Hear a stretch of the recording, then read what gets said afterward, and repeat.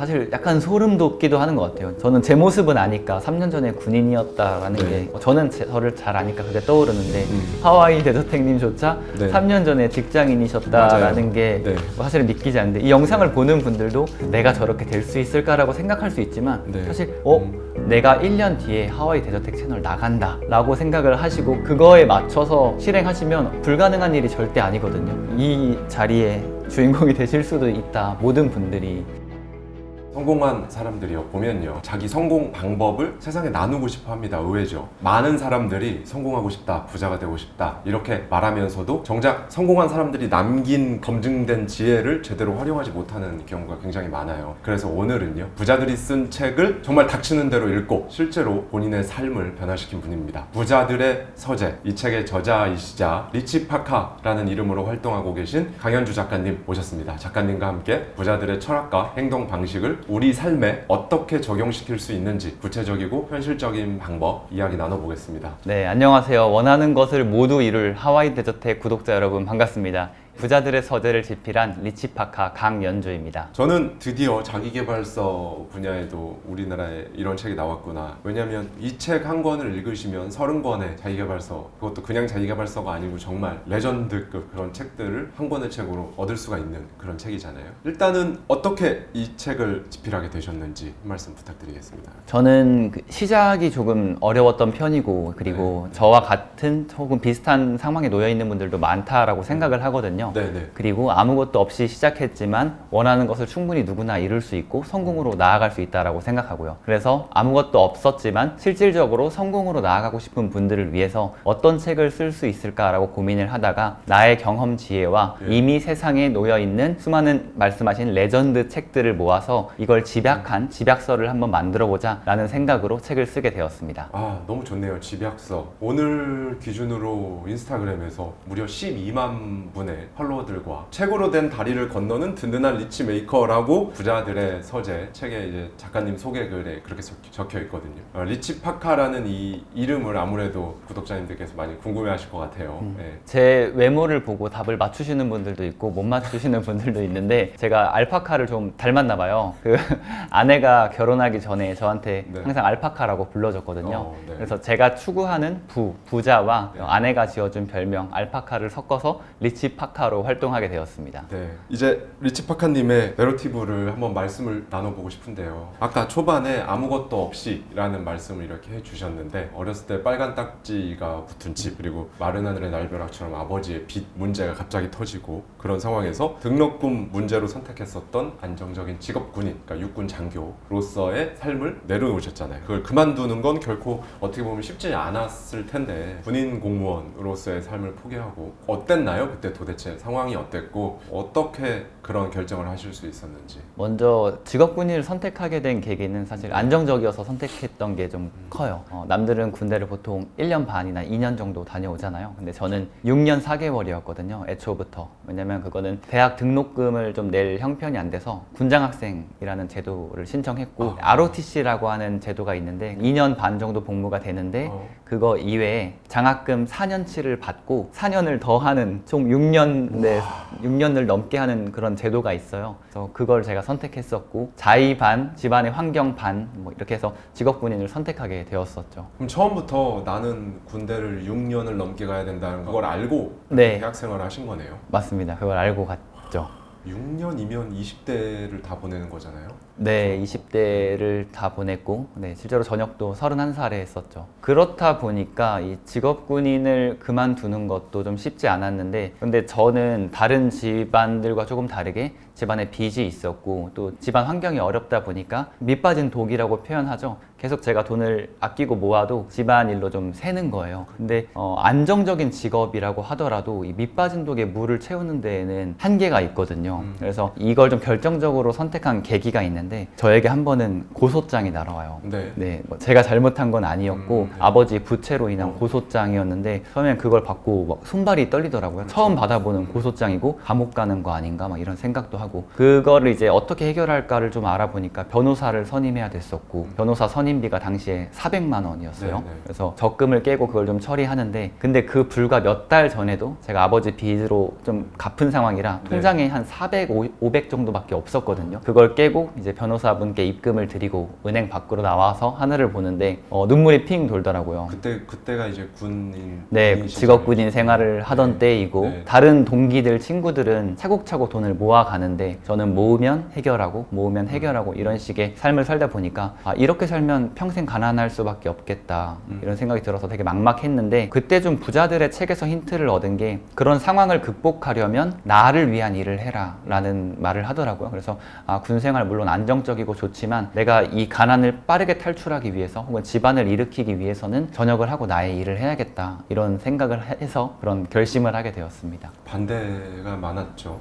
네. 어머니도 반대를 했었고 특히나 직업군인 동료들은 네. 군생활 성실하게 잘 하고 있었는데 그때 받았던 평가들도 되게 좋았었거든요. 그런데 너가 왜 나가냐? 그래도 코로나 상황이기도 하고 나가서 어떻게 하려고 하냐? 뭐 하려고 하냐? 이렇게 반대를 많이 했었죠. 그래서 좀 고민이었던 것 같아요. 이미 성공하신 분들 혹은 부자로 나아가신 분들은 도전해라, 기존에서 탈피해라 이런 조언을 해주고 내 주변에 있는 가족들, 친구들, 동료들은 안정적인 걸 해라. 근데 저는 해본 사람들의 말을 듣는 게 조금 더 맞지 않을까라고 생각해서 도전을 선택하게 되었습니다. 군대 계속 계셨으면 소령으로 진급도 하셨을 거고 평가도 좋으셨다고 하니까요. 네. 그렇죠? 이제 영광급 장교로 이제 가게 되면 달라지는 것도 많고 나중에 연금도 예, 받게 되고 있게 되고 저도 너무 공감이 많이 되니까요. 저 역시도 공공기관을 다니는 직장인이었는데 거의 제일 가까운 사람이 다 반대를 해요. 맞아요. 네. 하면 된다라는 확신은 있었지만 근데 어떠한 모습이 되고 막 작가가 되고 인플루언서가 되고 사실 여기까지는 상상을 하지 못한 것 같아요. 이게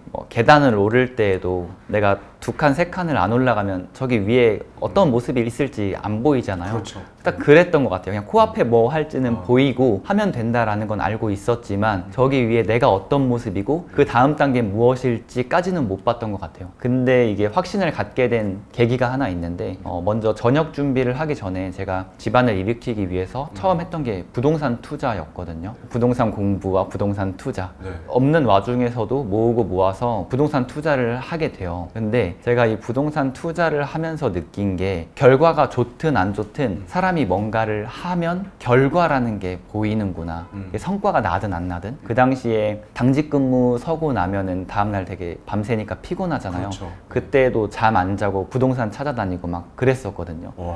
그 정도 열정으로 이렇게 했었는데 어느새 부동산 책을 많이 독파하고 부동산 강의 듣고 찾아다니고 하다 보니까 20대에 제 이름으로 된 집이 생긴 거예요. 와. 그걸 보고 나서 진짜 하면 된다는 말이 이런 거구나. 이 부동산 투자한 부동산이 오르고 떨어지고 이런 결과는 상관없이 그래도 내가 어떠한 인풋을 넣고 아웃풋으로 행동을 하다 보면 작은 성과, 결과들이 나오는구나. 이걸 깨달아서 좀 더 도전적으로 했던 것도 있는 것 같아요. 네.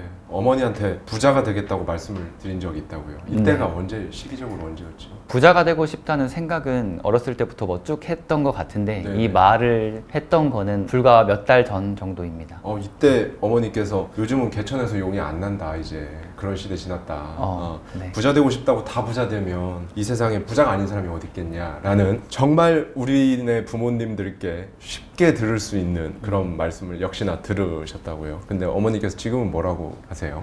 사실 지금도 비슷하세요. 저는 그래요? 네, 제가 부자가 되겠다라고 말씀드리면 너무 멋진 생각이다 할 줄 알았는데 바로 찬물을 끼얹으시더라고요. 그렇게 생각하면 네. 안 될 사람이 어디 있겠냐. 최근 며칠 전에도 엄마 내가 이게 부자가 돼서 나중에 엄마 좋은 집도 해주고 이렇게 할게 했더니 아직도 반신반의 하시는 것 같아요. 근데 어머니도 이해가 되는 게 중산층 이상 되어본 적이 단 한 번도 없거든요. 저희 네. 집이 어려웠던 게 갑자기 어려워진 게 아니라 사실 제가 아주 어렸을 때부터 계속 어려웠다 보니까 어머니 입장에서는 집안이 항상 어렵고 힘들었던 거죠. 잘 사는 걸 아예 보지를 못하셨으니까 그거에 대한 생각 자체를 못 하시는 것 같아요. 아직까지도. 본격적으로 부자들의 서재 이 책에 대한 이야기를 나눠볼 텐데요. 작가님께서 읽으셨던 진짜 많은 책들 중에 30권을 엄선을 하셨습니다. 챕터별로 6권씩 해서 30권의 책이 있는데 정말 납득이 되는 그런 책 리스트들이 이렇게 있더라고요. 30권의 책, 이 책들을 선정한 데 어떤 작가님의 기준이 있으셨을까요?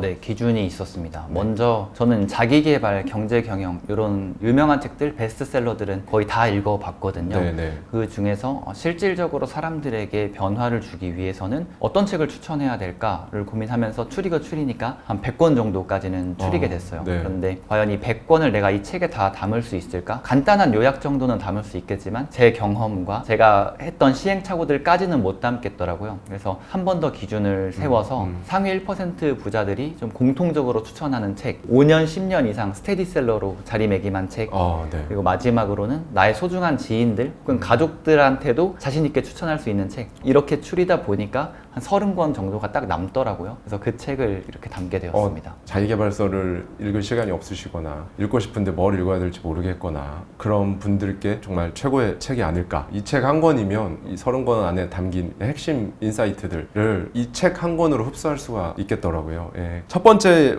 이제 이 책 속에 담긴 인사이트 중에 게리 켈러의 책이죠. 원싱에 대해서 얘기를 나눌 건데, 원싱도 너무 유명해서 다 읽으시지 않았을까 싶은데 안 읽으신 분들이 생각보다 굉장히 많으세요. 네. 작가님에게 있어서 이 원싱, 이 책이 어떤 의미를 가지고 계세요? 원싱이라는 책은 저에게 되게 감사한 책 중에 하나인 것 같아요. 저는 이 책이 출간되자마자 읽었었거든요. 당시에 제가 대학생이었는데 네. 근데 그때 깨달았던 깨달음 덕분에 살면서 약간씩의 성과를 냈던 것 같아요.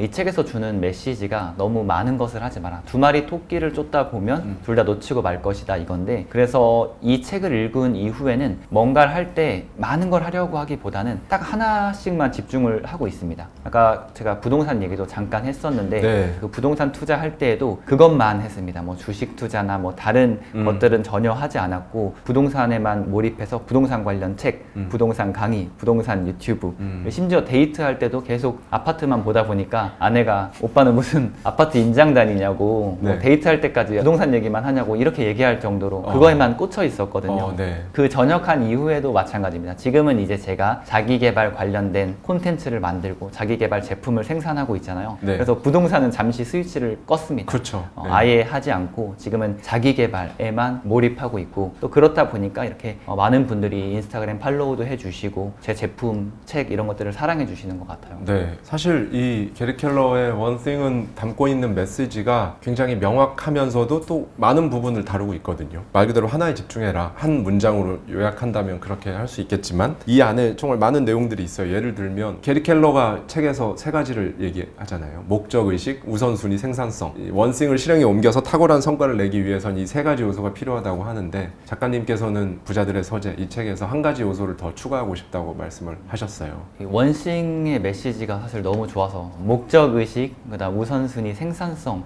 여기에서 하나만 좀 더 추가했으면 좋겠다라는 생각이 들더라고요. 그건 네. 바로 목표인데요. 목표. 목적의식이라는 거는 사실 제가 볼 때는 방향과 가치인 것 같아요. 내가 어느 방향으로 나아가야겠다 정도인데 그 다음 필요한 건 방향을 딱 정했으면 어떠한 깃발을 꽂아야 나의 실행력의 그 원동력이 진짜 팡 하고 터지는 것 같거든요. 네. 그래서 방향을 정했으면, 목적의식을 정했으면 그 목적과 관련된 목표를 딱 명확히 정하셨으면 좋겠다. 그래서 저는 목표를 좀 추가했고, 네. 여기에서도 목표를 쓰면서 제가 목표는 어느 순서에 들어가면 좋을까? 바로 목적의식과 우선순위 사이다. 도달하고 싶은 어떠한 지점이 바로 목표이기에 우선순위보다는 앞서야 하고, 자신의 가치관이나 삶의 의미를 포함하여 큰 방향을 제시하는 목적보다는 뒤에 따라와야 한다라고 얘기를 했거든요. 목표를 세우시는 분들은 되게 많아요. 특히 1월 1일 되면 안 세우는 분이 없거든요. 그렇죠. 근데 조금 아쉬운 게 목적에 따라서 목표를 정해야 되는데 남을 따라서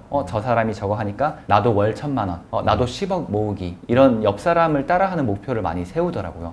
근데 만약에 그 사람의 목적과 방향이 헌신, 봉사 이런 것에 더 중점이 맞춰져 있는데 방금과 같이 월 1,000만 원 이런 목표를 세우면 그 목표로 가는 동안도 되게 아이러니하고 도착해서도 내가 이걸 왜 한 거지? 이런 생각이 들 수 있거든요. 네. 그래서 저는 여기서 목표를 넣으시라 라고 강조를 하지만 그에 앞서서 반드시 목적과 연관된 목표를 좀 정하셨으면 좋겠다. 네, 구독자분들도 그러셨으면 좋겠다라는 말씀을 좀 전하고 싶습니다. 정말 중요한 포인트를 책에서도 말씀해주고 계신데, 사실 목적과 목표는 다르거든요. 맞아요. 네, 목표가 있으면 아까 말씀해주신 것처럼 나는 월 1,000만 원이 목표야. 그러면 왜 월 1,000만 원 하려고 하는데? 라고 질문했을 때 그걸 설명할 수 있는 게 목적이거든요. 맞아요. 예. 그 왜라는 게 정말 너무 중요한 것 같아요. 그래서 제가 이 책의 첫 책으로 소개했던 게 Start with Why 이거든요. 왜라는 것이 이 30권 중에서 가장 먼저 소개가 되어야 된다라고 생각했고 그 왜를 찾으신 분들은 나아가는데 좀 흔들림이 없으실 것 같아요. 예. 네, 너무 좋은 말씀입니다. 왜라는 것을 찾아야 한다. 스스로 그냥 질문해 보시면 되게 명확해지실 거예요. 한번 적어 보셔도 좋고요. 다음 책은 이제 또 전설의 책이 나옵니다. 예, 저희 채널에서도 제가 인터뷰를 한 적이 있었던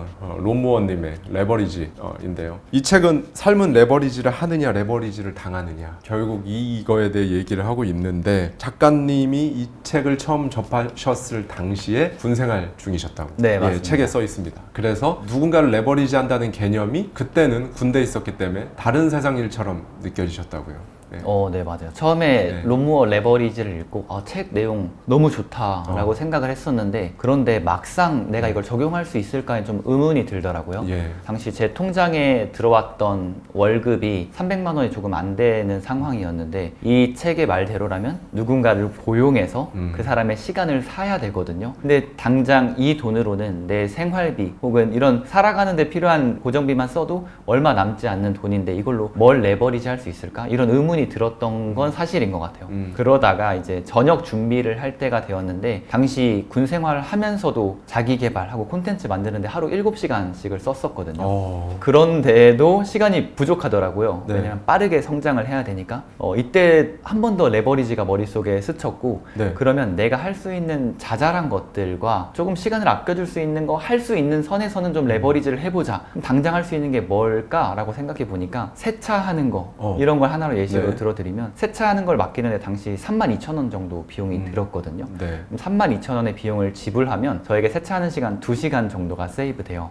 그리고 그 2시간을 내가 또 자기 개발하고 생산적인 걸 뭔가 만들어내는 걸 하면은 이게 나에게 플러스가 되는 시간으로 바뀌더라고요. 네. 그때 한번 이런 경험을 해보고 저자가 말하는 게 이런 거구나 라고 느꼈고 그리고 실제로 결과도 더 좋더라고요. 세차도 제가 한 것보다 훨씬 더 그렇죠. 깔끔하게 되고 그리고 저 또한 계속 성장을 하는 느낌 그리고 성장을 하는 실제 변화가 빠르게 찾아오니까 이런 게 레버리지구나 라고 그때 조금 깨달았던 것 같아요. 정말 공감됩니다. 이게 예를 들어주신 것도 너무 공감되는 게 그때 당시에는 이제 군 생활하면서 이 레버리지를 한다는 게 다른 세상 일처럼 느끼셨다면 지금은 롬무어가 말하는 레버리지에 대해서 어떻게 생각하세요?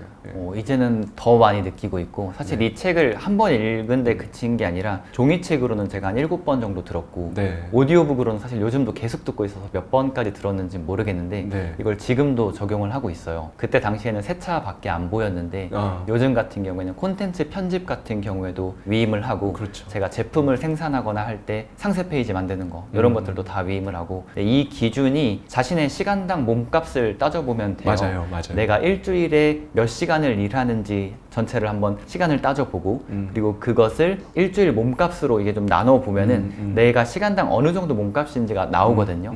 가령 내 몸값이 시간당 5만 원이다 라고 하면은 5만 원보다 더 저렴하게 할 수 있는 누군가를 찾으면 그건 나에게 생산성을 가지고 오는 행동이거든요. 그래서 그렇게 지금은 더 다양한 것들을 맡기고 있고 레버리지 비용으로 많이 쓸 때는 한 달에 500만 원 이상을 쓰기도 해요. 네. 근데 이제 그 돈이 당장 내 주머니에서 빠져나가니까 아깝다 이게 아니라 나는 그럼 이것으로 얻은 시간 동안 어떠한 더 생산적인 것을 할까? 어떻게 더 큰 가치를 창출할까? 이런 것들에 좀 집중을 하고 있습니다. 레버리지에서 또 강조하는 게 있습니다. 배움 또한 레버리지가 될 수 있다라고 또 이제 작가님께서 책에 또 써주셨어요. 이 부분에 대해서 작가님께서 경험을 통해 깨달은 바가 있으시다라는 네. 부분을 말씀해 주셨죠. 제가 배움 또한 레버리지다라는 좀 글을 썼었는데 네. 이 책에 두 가지 보기를 줍니다. 첫 번째는 무언가 독학으로 배우는데 1년이라는 시간이 든다. 단 독학이기 때문에 비용은 들지 않는다. 두 번째는 그것을 이미 훌륭히 해낸 누군가에게 배운다. 네. 그에게 배우면 한 달 정도면 배울 수 있다. 단 100만 원의 돈이 든다. 그럼 당신은 어떤 걸 선택하겠는가? 네. 그럼 100만 원 아끼고 내가 혼자 하지 뭐 이렇게 생각하실 수도 있거든요. 그렇죠. 근데 이 롬무어가 말하는 대로라면 사실 그게 아니라는 거죠. 그리고 시간을 아끼는 게 어떻게 보면 돈을 아끼는 것보다 더 큰 가치이거든요. 여기 사례 중에 하나로 넣은 게 지인분 중에 66일 습관혁명이라는 책을 쓰신 김준환 작가님이 계세요. 네. 나이가 저보다 한 30살은 더 많으시거든요. 네. 거의 부모님 뻘이신데 그분은 60대이신데도 자기 개발을 소홀히 하지 않으세요. 그분이 저에게 조언을 해주셨던 게 네. 리치 파카님 배우는데 돈을 아끼지 마세요. 배우는데 돈을 쓰는 것이 오히려 돈을 아끼는 겁니다. 라고 조언을 해주셨거든요. 그래서 이 조언을 들은 이후로는 배우는데 더 아끼지 않습니다. 레버리지 하면은 이제 사람들에게 좀 드리고 싶은 말이 레버리지 이렇게 저희가 얘기를 하면은 구독자분들도 다 이해는 하실 하실 텐데 아마 막상 실행을 하는 게 조금 어려울 수 있어요. 맞아요. 그게 왜 그러냐면 그 당장 내 앞을 봐서 그렇거든요. 내 앞을 보면은 내 주머니에서 돈이 빠져나가니까 손해라고 생각하세요. 하지만 이걸 내 앞만 보는 게 아니라 적어도 1년, 2년 정도 조금 길게 바라보면 지금은 돈을 쓰지만 돌아오는 게 뒤에 분명 보이거든요. 근데 이 부분까지 보실 줄 알면 더 쉽게 레버리지를 할 수 있지 않을까라는 생각을 해봐요. 다음 책에 대해서 말씀을 드리고 싶은데요. 계속 연달아서 레전드 책들이 계속 나오고 있습니다. 이건 진짜 레전드 책이죠, 여러분. 나폴레옹 힐의 생각하라 그리고 부자가 되어라. 여기서 특이점은요. 무려 507명의 자수성가형 부자를 인터뷰를 해요. 근데 여기서 자수성가한 부자들을 인터뷰했다라고 하면 그냥 그렇구나라고 생각하실 수 있는데 이 자수성가했다는 이 부자들이 누구냐면요. 몇 명만 말씀을 드리면 에디슨이 있고 맞아요. 토머스 에디슨이 있고요. 그 다음에 우리가 잘 아는 면도기 회사를 세운 킹 질레트가 있습니다. 그리고 미국의 서기왕 록펠러가 있고요. 전화기를 발명한 그레이엄 벨이 있고요. 그리고 세계 최초의 백화점을 세운 존 워너메이커. 뭐 이런 인물들을 인터뷰를 한 겁니다. 실제로. 나폴레옹 힐이요. 그래서 이 책을 부자들의 서재에 이렇게 담아주셨어요. 이 책의 핵심 메시지 그리고 이거를 삶에 어떻게 작가님께서는 적용을 하셨는지 한번 쭉 말씀을 해주시면 너무 좋을 것 같습니다. 생각하라 그리고 부자가 되어라는 말씀하신 대로 정말 레전드 책입니다. 네, 이건 다들 자기 개발을 좋아하시는 분들 혹은 어느 정도 부를 이뤄보신 분들 이 책을 읽어보신 분들이라면 동의를 하실 텐데요. 이 책의 핵심 메시지는 가난과 부 모든 것들이 이제 우리 생각으로부터 나온다라는 거예요. 사실 부자, 가난한 사람 이런 걸 누가 미리 지정해 놓은 건 아니거든요. 넌 평생 가난하게 살아, 넌 평생 부자로 살아 이렇게 그렇죠. 정해 놓은 게 아니라 사실 그 사람들의 생각 속에서 나오는 거거든요. 저는 시작은 조금 어렵고 저도 집안 상황이 조금 어려웠다 보니까 남들보다 조금 어려울 수 있지만 부자가 되는 거 나 할 수 있다. 나는 내가 부자가 되기로 선택했으니까 이런 생각을 하고 있거든요. 그래서 저는 어떤 걸 적용하고 있냐면 근데 이런 표현을 잘 안 써요.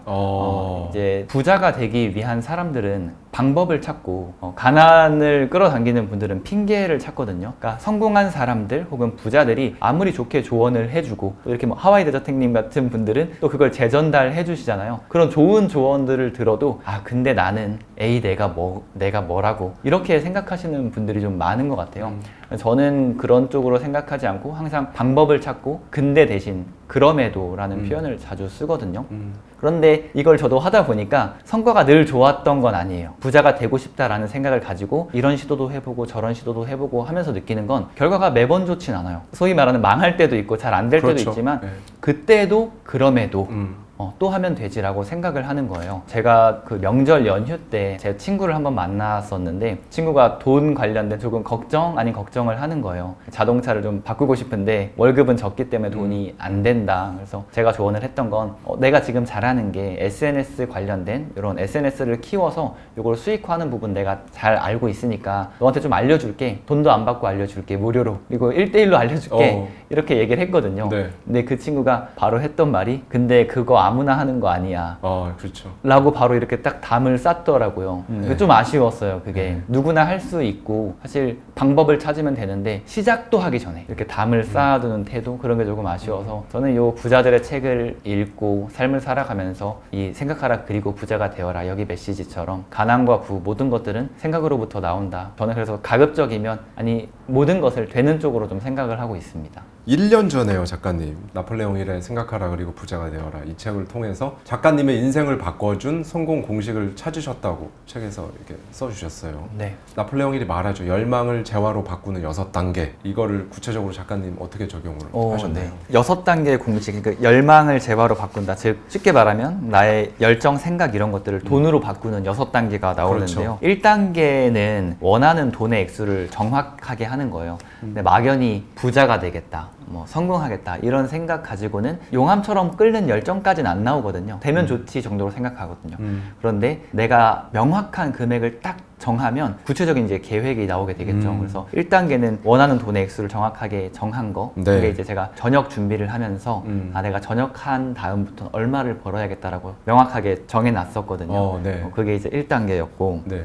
그리고 두 번째는 그 돈을 얻기 위해서 어떤 대가를 치를 것인지를 정해라. 돈을 1억 벌고 싶다, 1,000만 원 벌고 싶다라고 그냥 돈만 정하는 게 아니라 그럼 그걸 이루기 위해서 내가 뭘 할지를 정하는 거. 이게 이제 2단계이고 3단계는 돈을 손에 얻는 날짜를 명확하게 하는 거. 날짜를. 기간을 그렇죠. 명확하게 하는 것이고 4단계는 일단은 이 목표를 계획으로 이렇게 쪼갠 다음에 일단 행동으로 옮기는 거. 네. 이게 이제 4단계이고 그리고 5단계는 지금까지 이 정했던 것들 4단계까지를 글로 네. 쓰는 것이 5단계 네. 그리고 마지막 6단계는 이 글로 쓴 것을 아침 저녁으로 읽는 것이거든요. 그렇죠. 제가 실제로 이거를 하고 있고 이 당시 적었던 문장이 2022년도에는 저녁 준비를 하고 있었어요. 네. 그래서 제가 2022년 12월 나는 1,000만 원의 순수익을 낼 것이다.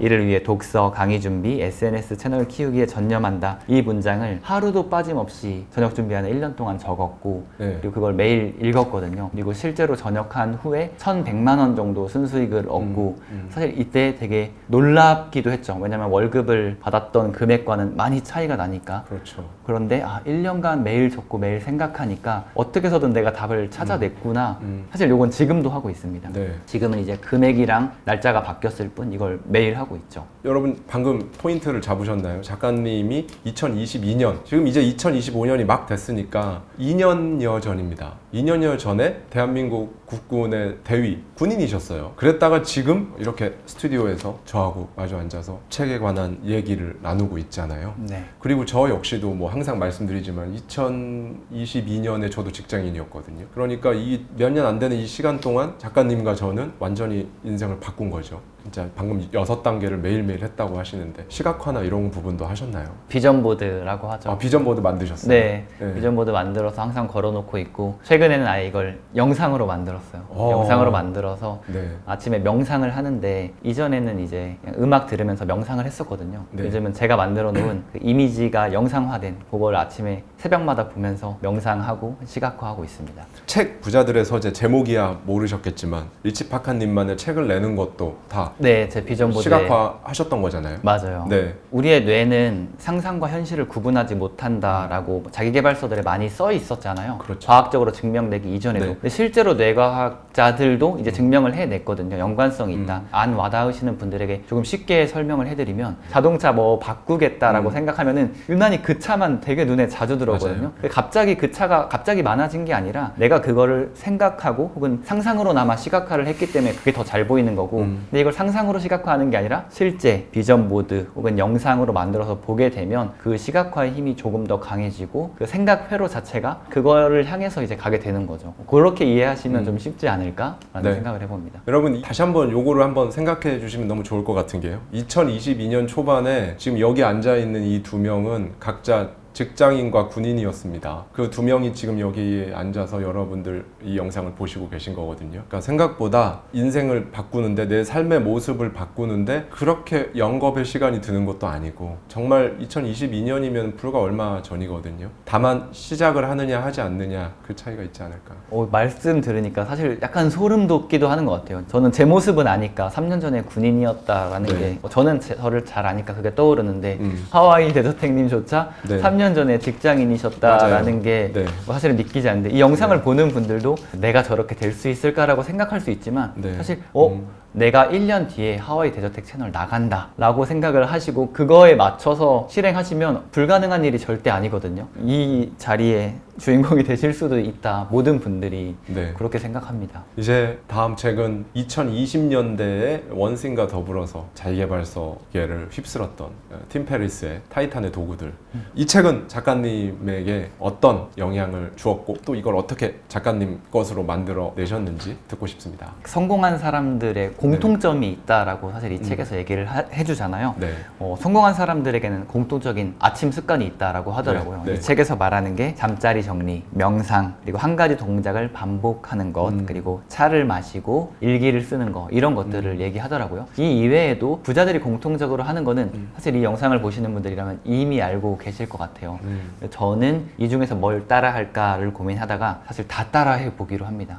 부자들이 하는 행동을 다 따라 하다 보면은 나도 부자에 좀 더 가까워지지 않을까라는 생각으로 새벽 루틴을 만듭니다. 저는 새벽 4시 반 정도에 일어나서 저만의 루틴, 고정적인 루틴을 하고 있고요. 이 새벽 루틴을 한 지도 벌써 7년 차가 와. 되었습니다. 새벽 4시 반에 일어나면 바로 물을 마시고 양치를 하는데 바로 책상에 가서 앉아서 목표 아까 적는 거를 한번 합니다.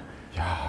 목표를 네. 적고 이게 이제 2022년부터 만든 플래너인데 이런 식으로 플래너를 하루도 빠짐없이 네. 매일 쓰고 있습니다. 이게 다 넘겨 보시면 오. 이렇게 하루도 빠짐없이 쓰고 있거든요. 23년도에 이렇게 쓴 거고 이거는 저녁 준비할 당시 와. 너무 소중해서 이게 잃어버리면 연락 달라고 연락처까지 그러니까 이렇게 습득시 연락 부탁드립니다. 네. 전화번호도 저것도 있어요. 재본집 가서 이렇게 만든 건데 진짜 하루도 빠짐없이 이렇게 쓰고 있어요. 22년도에도 썼고 24년도에도 이렇게 뭐 비전보드부터 해서 베스트셀러 작가가 된다. 2024, 5년 겨울 시즌 지금이네요. 지금 겨울 시즌에 베스트셀러 작가가 된다라고 네. 이렇게 써놨고 이런 식으로 매일 하루도 빠짐없이 플래너를 쓰고 있습니다. 이게 제 네. 루틴이고 25년도도 마찬가지죠. 그렇게 해서 플래너 쓰고 그 다음에 명상을 좀 간단하게 합니다. 5분 정도 명상을 하고 네. 그리고 새벽 5시에 바로 달리러 나갑니다. 러닝. 아니 요즘 운도 하세요? 네, 한겨울에도 새벽 5시에 나가시나요? 네 맞습니다. 영하 10도에도 나가시고. 영하 16도에도 나갑니다. 성공할 때까지는 좀 하고 싶어가지고 제가 이렇게 나와서 뭐 여기 여러분들 앞에 얘기하지만 아직 뭐 큰 불을 일궜다거나 이제 성공을 한 건 아직은 아니거든요. 저는 그 과정에 있는 사람이고 그리고 그 과정 내에서는 정말 최선을 다해보고 싶어서 할 수 있는 한은 무조건 나가고 싶습니다. 그래서 여름에는 이제 달리시는 분들이 종종 있어요. 그쵸. 근데 진짜 한겨울에는 저밖에 없거든요. 네네. 근데 거기서 오는 또 생각들과 희열이 있어요. 완전 밤이잖아요. 겨울에 5시면요. 완전 깜깜하죠. 네, 완전 밤에 정말 여러 가지 생각이 드실 것 같아요. 아무도 없는 그 시간에 혼자 달리러 나왔을 때 타이탄의 도구들을 통해서 그런 루틴을 새벽 루틴을 장착을 해서 네, 이렇게 맞습니다. 쓰는 루틴까지. 네, 그거 하고 네. 이제 마지막 독서 및 생산적인 기획 생각 요거까지 하면은 아침 루틴이 아침에 그것까지 하세요? 네. 달리는 게 끝이 아니었군요. 네, 달리고 그다음 책 읽고 콘텐츠 기획이나 이제 뭔가 이거를 아웃풋으로 표출할 것까지 기획하면 한 7시, 7시 반 와. 정도 됩니다, 아침. 2시간 정도. 네. 근데 그거에 앞서서 전 들었던 생각이 목표하는 바가 있으신 많은 분들이 아직 시작하지 못하고 있는 분들이 너무 많으시잖아요. 많죠. 그러니까 저는 든 생각이 책을 읽고 가장 큰 차이점은요. 작가님은 책에서 하라는 대로 했어요. 그냥. 이 차이가 오늘의 작가님을 있게 한 게 아닐까. 이제 그래서 마지막 책이 드디어 또 레전드 책이죠. 게리 비숍의 시작의 기술입니다. 게리 비숍의 시작의 기술은 제가 두 단어로 표현을 하자면 게으른 완벽주의자들을 위한 책이다 라고 저는 말씀을 드리고 싶은데 작가님께서 지금도 폭신한 소파와 침대에 누워서 아직은 준비가 덜 됐다. 제대로 할 수 있을 때 시작해보자 라고 생각하고 계신 많은 분들께 어떤 메시지를 전해주고 싶으신지. 이 책의 사실 마지막 마무리 챕터가 실행이거든요. 네. 독서보다 더 중요한 게 저는 실행이라고 생각하고 그런데 많은 분들이 이 실행을 조금 어려워하시죠. 근데 그 이유가 뭐 못나서 실행력이 부족해서 이게 아니라 저는 완벽하려고 해서 오히려 못한다라고 생각하거든요. 네. 근데 준비가 되면 해야지. 조금 더 준비가 되면. 그런데 그 준비가 되는 때는 오지 않습니다. 왜냐하면 사람 마음에 완벽히 준비된 때라는 건 없거든요. 내가 조금 더 준비를 한다고 하더라도 그때 내가 드는 생각은 이 부분은 더 채워야 돼. 근데 그걸 채우다 보면은 끝이 없어요. 그래서 네. 조언을 조금 드리자면은 완벽주의를 조금 내려놓고 80%만 준비가 돼도 해봐라. 뭐 예시로 제가 조금 전에 루틴을 말씀드렸는데 그럼 저 사람이 새벽 4시 반에 일어나서 이런 걸 한다니까 나도 한번 조금 따라해볼까? 이런 생각이 들 수 있어요. 그런데 원래 8시에 일어나던 사람이 4시 반에 일어난다는 건 사실 조금 어렵거든요, 많이. 그렇죠, 그렇죠. 그러면 좀 내려놓고 7시 50분에 일어나는 거 먼저 시작을 해보는 거예요. 모든 실행이 그렇거든요. 꼭 이거 기상뿐만 아니라 뭘 하든. 저는 이제 자기개발 관련된 제품을 생산도 하고 있는데 이 제품을 만들 때에도 그랬어요. 이 부분은 조금 보완해야지. 근데 보완하다 보니까 저도 제품 출시를 계속 미뤄지는 거예요. 네. 그러다가 생각을 조금 바꿔서 아니야 80% 90% 완성되면 한번 런칭해보자. 그리고 다시 재런칭 할 때 보완을 하더라도 일단 해보자. 그런데 런칭을 실제로 해보니 구매자분들은 너무 만족하시는 거죠. 그러니까 제가 생각하는 그 100% 만족과 이 구매자분들이 생각하는 건 좀 다르다는 거죠. 그래서 모든 분들이 완벽주의를 조금 내려놓는 순간 실행의 허들이 낮아지지 않을까. 그래서 완벽주의를 좀 내려놓으셨으면 좋겠고, 또 하나 드리고 싶은 말은 네. 월마트 창립자 샘 월튼이 했던 경영 방식이기도 한데, 네. 준비, 그리고 보통 조준, 발사를 하잖아요, 사람들이. 네. 사격을 준비하고 이렇게 조준하고 발사를 하는데, 네. 그 마지막 순서를 두 개를 바꾸는 거죠. 준비를 하고 발사를 하면서 맞춰가는 거예요. 근데 이 방법이 왜 좋냐면 실제 군대에서 사격을 한다라고 가정을 하면 네. 탄알이 한정되어 있으니까 발사를 하면서 맞추면 안 되죠. 근데 인생에서 도전의 기회는 10번, 20번이 아니거든요. 무한하거든요. 그래서 쏘면서 충분히 맞춰갈 수 있어요.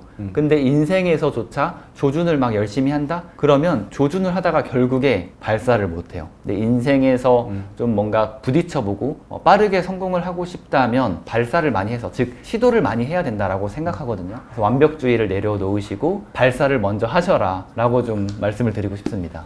정말 보석 같은 인사이트를 방금 작가님이 말씀을 해주셨어요. 데일리 크리에이티브의 저자 토드 헨리도 그 말을 하잖아요. 시작하기에 가장 좋은 때는 없다. 없다. 그냥 시작하면 된다. 맞아요. 네, 작가님도 지금까지 군인이셨다가 그 어려운 우리 인스타그램에서 12만 7천 명에 달하는 팔로워분들이 계신 인플루언서가 되셨고 책까지 이렇게 내셨어요. 지금까지 이렇게 오시면서 시작했기 때문에 내가 이걸 할 수 있었다라고 사례가 있을까요? 사실 전역 지원서를 제출한 것도 저는 시작이라고 그렇죠. 보거든요. 네. 그러면 전역 지원서 내고 그 다음 어떻게 하려고 해? 라고 이제 사람들이 많이 네. 질문을 했었어요. 네. 그런데 시작을 했기에 그 도전이 시작된 거고, 그리고 그 과정에서의 답은 그 다음 시간들에 나에게 마주하는 시간들, 내일, 다음 달, 이때 또 찾아가면서 메우면 되거든요. 근데 만약에 제가 지원서를 내지 않았더라면 지금도 그 생각하고 있을 것 같아요. 지금도 빨리 집안을 일으켜야 되는데 언제 내 걸 좀 해보지? 라고 지금도 고민을 하고 있을 것 같거든요. 모든 선택에 있어서 그렇게 도전을 했기에 지금이 있었던 것 같고, 그 다음 것들은 그 다음에 또 생각하면서 찾아가면 되는 부분이라고 생각을 합니다. 제가 이제 예전부터 좀 꿈꿔왔던 것 중에 하나가 사람들 앞에서 강연을 하고 이렇게 하와이 대저택님처럼 좋은 메시지를 전달하는 거였거든요. 아내랑 예전에 드라이브 할 때, 그 당시에는 결혼 전이니까 오빠 나중에 뭐 할 거야? 이래서 나는 강연을 하고 싶어. 내 여자친구가 다시 물어봤던 게, 그럼 어떤 강연을 할 거야? 라고 물어보는데 사실 답을 못했어요. 네. 좋은 메시지를 전하는 강연을 하고 싶어 라고 그냥 답을 제대로 못했거든요. 그런데 지금 생각해 보면 그렇게 어렴풋하게라도 꿈과 방향을 가지고 있다는 것, 그리고 그 방향을 가지고 그냥 제가 도전할 수 있을 때, 행동을 할 수 있을 때 뭐라도 행동을 했던 것들이 지금 되돌아보면 다 쌓여있던 것 같아요. 다 쌓여 있었기에 지금의 뭔가에 좀 도움을 주는 거지 않을까라는 생각을 해보고, 그래서 이 영상을 보시는 분들도 내가 뭘 할지 정확히 모르겠더라도 방향성만 어렴풋이 있더라면, 그거에 도움이 될 것 같으면 많이 부딪혀 보시고 일단은 선언도 해보시고 이렇게 막 좀 해보셨으면 좋겠어요. 마지막에 진짜 중요한 포인트 또 말씀해 주셨는데, 선언. 일단 지르는 거죠. 나를 아는 사람들에게 뭐뭐 할 거다. 스스로에게 선언도 좋고요. 주변에다가 말해놓고 하는 것도 좋은데, 오늘 저희가 얘기를 나눈 이 모든 것들에 머리로는 아는데 계속 이렇게 망설이고 계신 분들께 마지막으로 작가님께서 한 말씀 해주시면 너무 좋을 것 같습니다. 저도 그렇고 하와이 대저택님도 그렇고 지금은 이렇게 누군가 앞에 서서 영상으로 메시지를 전달할 수 있지만, 사실 몇 년 전 혹은 그 더 전을 생각해 보면 상상도 못했던 거고, 또 이렇게 말할 수 있는 능력도 부족했겠죠. 그러니까 사람이 누구나 그런 것 같아요. 누구나 위에를 바라보면 되게 대단한 것 같아서 내가 어떻게 감히, 내가 어떻게 저걸 넘봐 라고 생각할 수 있지만, 사실 한 계단 한 계단 올라가다 보면 다 할 수 있거든요. 제가 이 책 프롤로그에 썼던 게 과연 개천에서 용이 날 수 있을까로 시작해요. 집안 환경이 어렵고 가난하게 태어난 사람이 과연 성공을 할 수 있을까라는 질문을 던지거든요. 근데 저희 어머니는 그거에 대해서 어렵다라고 하셨고, 하지만 저는 된다라고 생각을 합니다. 그래서 이 영상을 보시는 모든 분들이 나는 안 돼가 아니라 나도 할 수 있어 라는 자신감을 꼭 가지셨으면 좋겠고, 그리고 지금 할 수 있는 거, 완벽하게 그려지지 않더라도 지금 할 수 있는 거, 이 영상을 끄고 나서 문장을 하나 적어보거나 아니면 나 자신에게 너 할 수 있어 라고 응원을 해준다거나 지금 할 수 있는 것들을 해보시면 그런 것들이 쌓여서 미래의 나를 만들 거다 라고 말씀을 드리고 싶고, 중간에 비바람이 몰아치고 잘 안 되실 수도 있어요. 저도 실제로 그걸 겪어봤고, 제가 도전했던 게 다 잘 된 건 아니거든요. 이 과정 과정에서 내가 남긴 흔적들이 아무것도 아닌 게 아니라 다 쌓여 있구나, 나중에 언젠간 도움이 되구나 라고 느꼈거든요. 그래서 실행을 하시다가도 무조건 잘 되진 않을 거예요. 하지만 그 흔적들은 다 남아있다는 걸 알아주시고 계속해서 킵 고잉 하시면 좋을 것 같습니다. 네, 여러분, 생계를 위해서 PC방 아르바이트를 하는 사람이 있습니다. 콜센터 계약직 상담사 일도 하고요, 에어컨 설치기사, 호텔에서 세탁을 수거하는 일, 정말 다양한 경험을 이 한 사람이 다 했는데요. 그리고 또 한 사람이 있습니다. 21개 국가에 판권을 수출하고요, 수많은 독자들에게 사랑을 받는 소설가가 있습니다. 그런데요, 여러분, 이 두 명은 다른 사람이 아니에요. 바로 한 사람의 삶 속에서 이뤄진 이야기인데요. 그래서 오늘은요, 소원을 이루어주는 섬, 이 책의 저자이신 유영강 작가님 모시고 이야기 나눠보도록 하겠습니다. 작가님 어서 오세요. 네, 반갑습니다. 네.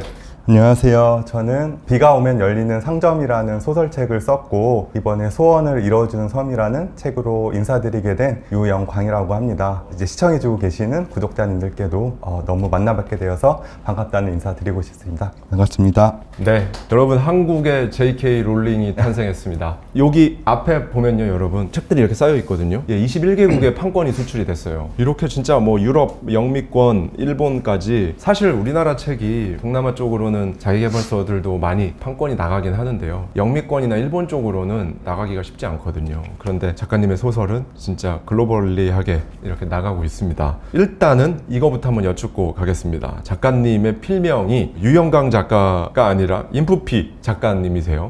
네, 이 인프피, 이게 MBTI에서 이제 INFP일 것 같은데 어떤 의미를 지니고 있는 필명인가요, 이게? 네, 그래서 많은 분들이 딱 들었을 때 예감하시는 것처럼 제가 그 INFP에서 따온 것이 맞고요. 네. 제가 사실은 이제 그 MBTI를 알기 전에는 굉장히 좀 사회생활을 하기 힘들어하는 성격이었습니다. 그래서 좀 쓸데없는 생각이라던가 네. 쓸데없는 걱정도 굉장히 많이 하는 편이었고, 제가 좀 남들이 하지 않는 이상한 질문도 많이 하다 보니까 항상 난 좀 이상한 사람인가? 이런 사회 구성원의 한 축에 끼기에는 뭔가 내가 적응하기 좀 힘든 느낌을 많이 받다 보니까 나는 조금 사회생활 하기 힘들구나 라고 많이 느꼈었는데, 이제 MBTI라는 게 딱 처음 우리나라에 소개가 되고, 네. 저도 이제 그게 큰 파급 효과가 있었을 때 저도 네. 그걸 알게 되었는데, 그때 그걸 보면서 나도 이상한 사람이 아니라 그냥 그 16가지 유형 중에 한 부류에 속하는 그냥 사람이구나, 나도 사회 구성원이 될 수 있겠구나 라는 생각을 해서 그때 좀 굉장히 기뻤고, 뭔가 좀 사회에 받아들여지는 그런 기분을 느꼈던 것 같습니다. 그래서 어딘가에 가서 소개해야 될 일이 있으면 제가 그때부터 INFP라고 소개를 하기 시작했고, 그러다 보니까 좀 자연스럽게 필명을 정할 때도 인프피로 하게 된 것 같습니다. 네, INFP 작가님으로서 네. 글쓰기에 INFP가 적합한 MBTI 유형이라고 생각하세요? 네, 저도 그걸 찾아봤더니 네. 대표적인 작가님들 중에 INFP 성향을 가지신 분들이 많고, 네. 또 예술을 하시는 분들 중에 많다고 하더라고요. 오. 그래서 나는 비록 사회생활에는 적합하지 않지만 뭐 이런 네. 창작 활동이나 뭐 이렇게 상상력이 동원되는 일에는 나름대로 장점이 있겠구나라고 네. 생각이 들어서 그때 약간 자존감이 조금 올라갔던 것 같습니다. 저는 너무 작가님의 커리어 패스도 너무 인상 깊었던 게, 진짜 제가 자꾸 J.K. 롤링을 이렇게 말씀드리는 게, J.K. 롤링도 기초 생활보호 대상자, 국가로부터 지원비를 받아서 생활을 하다가 내 아이를 굶어 죽일 순 없다, 살려야 된다라는 생각으로 글을 썼고, 수많은 출판사에 문을 두드렸지만 다 거절당하다가 정말 기적적으로 출판이 됐죠. 딱 정말 J.K. 롤링을 빼고 유영강 작가님의 커리어 패스라고 해도 전혀 이상하지가 않은데, 아까 오프닝에서 제가 말씀드렸지만 생계를 위해서 PC방 아르바이트, 보험회사, 콜센터 계약직 상담사, 에어컨 설치기사, 호텔에서 세탁물 수거하는 일까지 정말 다양한 일들을 하셨는데, 심지어 30대 초중반 그 전까지는 제대로 글을 쓴 적도 없고, 심지어 난독증도 있으셨다고.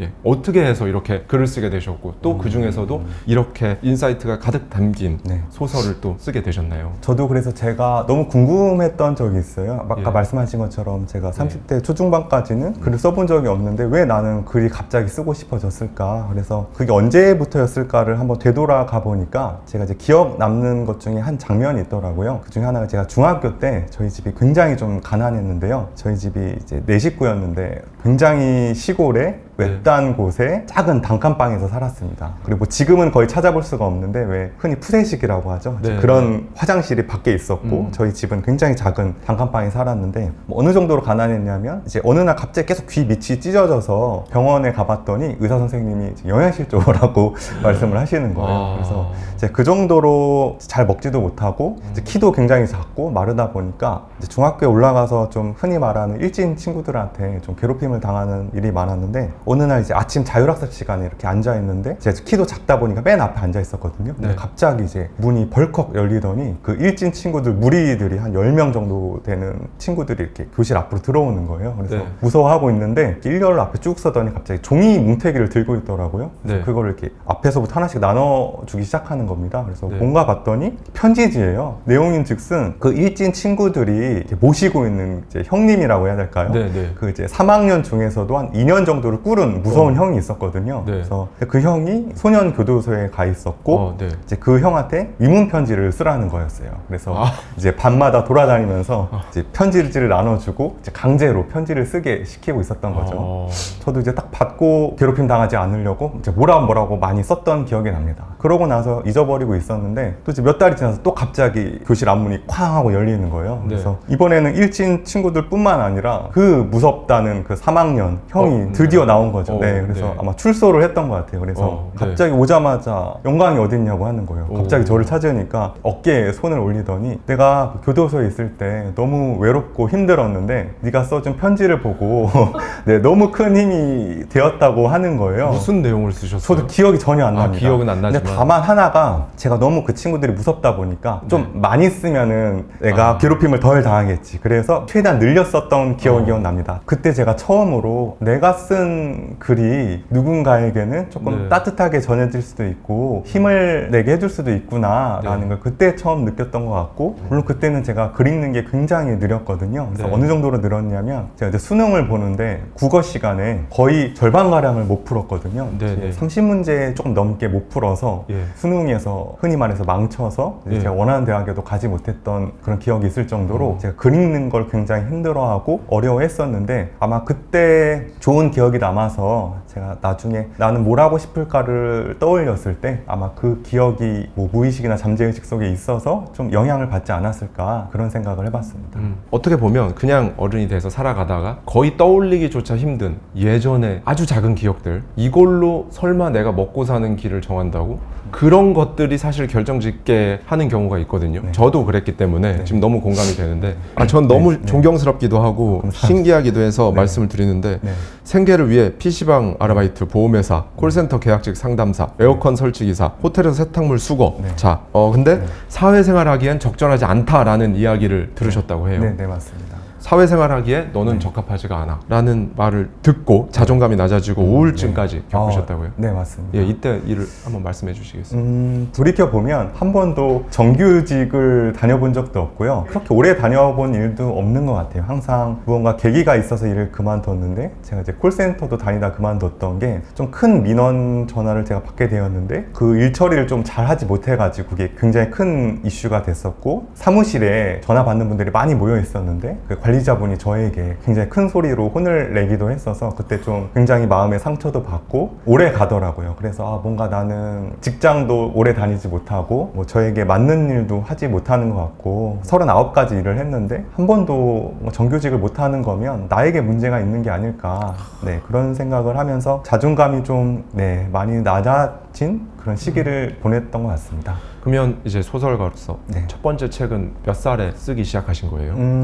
제가 30살에 학교를 졸업했거든요. 학부를요? 네, 맞습니다. 30살. 왜냐면 어. 그 중간에 너무 집이 어렵고 힘들다 보니까 그때 학교 다닐 때도 이제 고시원에 차마 다리도 필 수 없는 창문방은 좀 비싸서 이제 창문이 없는 굉장히 작은 방에 이제 몸을 구부리고 살다 보니까 이제 도저히 학비랑 생활비를 보충하면서 학교를 다닐 수가 없어서 6년 동안 휴학을 했거든요. 6년. 네, 6년 동안 휴학하면서 뭐 그런 일을 가리지 않고 많이 했던 것 같아요. 그래서 어쨌든 생계를 유지하기 위해서 하다 보니까 많은 일을 했었는데 그러다 보니까 이제 30살에 학교를 졸업했는데 제가 남아있는 게 학점도 2점대였고 과도 취업이 안 된다는 사학과였고 네. 나이도 30살이었고 제가 스펙이 1도 없더라고요. 저 흔히 말하는 그 토익도 점수가 없었고요. 네. 뭐 그럴듯한 인턴 경험이나 어학연수 이런 거 당연히 없었고 그래서 아무 데도 사실 이력서를 지원할 수조차도 없는 스펙이다 보니까 이런 말씀 드리면 좀 그렇긴 하지만 제가 그때 다리 난간에 한번 서봤던 적이 있어요. 너무 삶에 희망이 안 보이고 아무리 네. 열심히 노력해도 제 삶은 계속 가난해서 벗어나지를 못하는 거예요. 그래서 이렇게 살 바에야 그냥 이쯤에서 포기하는 게 낫지 않을까라는 생각으로 이렇게 다리 난간에 한번 서봤는데 정말 이렇게 그 강물에 제일 먼저 저희 어머니 얼굴이 이렇게 떠오르시더라고요. 저 어머님이 좀 건강이 안 좋으셨는데 어머니 얼굴이 떠오르고 그 다음에는 이제 좀 제가 살아온 삶들이 이렇게 주마등처럼 스쳐가다가